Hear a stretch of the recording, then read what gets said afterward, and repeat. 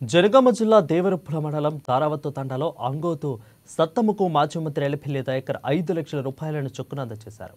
సత్తమ్మ కరువుతో నష్టపోవడంతో ఇక గతంలో ఆమె కుమారుడి పెళ్లికి కేసీఆర్ ఇచ్చిన మాట 5 లక్షల రూపాయల చొప్పున అందజేశారు.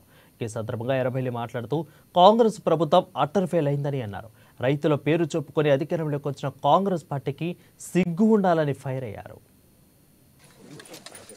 ఘోరంగా మీరు ఫెయిల్ అయ్యేప్పటి వరకు కాంతాలు పూర్తి తడిసిన ధాన్యం కూడా కొన్నారు. ఒక గింజ కూడా కళ్ళం లేకుండా కూడా 20 రోజులు అవుతుంది, 30 రోజులు అవుతుంది. కొన్ని ఏర్పాటు కూడా చేస్తలేదు. ఏమన్నదంటే తేమున్నది. ఆ తేమున్నది బయట అమ్ముకుంటే లాభం వస్తుంది. కింటాకి 707 కిలోలు ఎండబెడితే తరుగు వస్తుంది. దానివల్ల 400-500 నష్టం వస్తుంది. దీనికంటే బయట అమ్ముకుంటే నయమనే పరిస్థితి వచ్చింది.